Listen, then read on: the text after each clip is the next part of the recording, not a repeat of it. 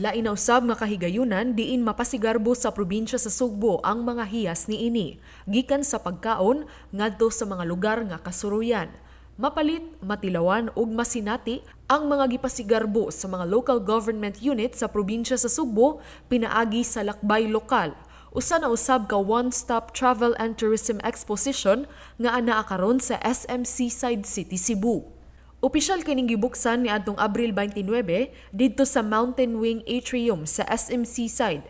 Namugna pinaagi sa pagtambayayong sa kagamhanan sa lalawigan sa Sugbo ug sa SM Prime Holdings. Usa kini sa mga pamaagi ug programa sa kagamhanan sa lalawigan sa Sugbo aron mabuhi pagbalik ang ekonomiya sa mga kalungsuran human sa ilang naagian nga kalisod tungod sa pandemya. I am very happy to welcome all of you to SM Seaside City, Cebu, for Lakbay Local, which is born out of a desire to launch a mutually beneficial partnership with the Cebu provincial government. Governor Garcia has led trailblazing efforts in rebuilding the economy of Cebu with various programs such as Sugbo Negosyo and Suroy-Suroy Sugbo, all of which the SM Supermalls in Cebu has wholeheartedly supported.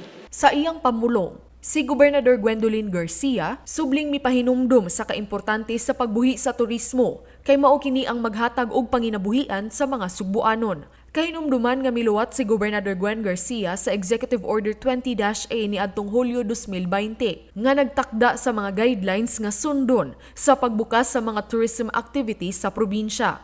Bisan pa man og wala pay international tourists, masaligon si Garcia nga magtinabangay gayud ang isig ka Sugboanon sa pagbuhi balik sa ekonomiya. Kinsa pa man di ay ang magtinabangay kung dili mga Sugboanon tabang sa isig ka Sugboanon. There are over 5 million Cebuanos.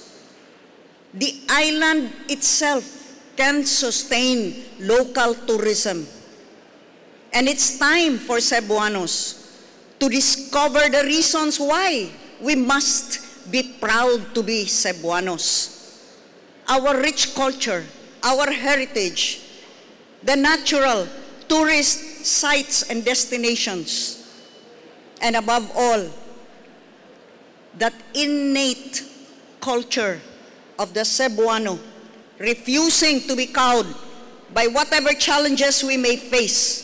Sa iyang bahin, si Presidential Assistant for the Visayas Secretary Michael Dino midayig sa kanunay nga pagpaningkamot sa kagamhanan sa lalawigan sa Sugbo ug mipasalig sa iyang suporta ug tabang sa pag-promote sa mga tourism destination sa Sugbo. Governor Gwen, daghang salamat for making my life easier because with what you are doing, in fact, this is the first. After the pandemic, or actually pandemic is still here, but this is the first project ever that we are looking forward. Gibuksan usab sa maong adlaw ang panagtagbo painting exhibit ni Florentino Jun Impas Jr. nga nagpakita sa napulo ka importante ug makasaysayanon nga panghitabo sa ekspedisyon ni Magellan dinhi sa Sugbo. Paula Mendoza, Balita sa Sugbo.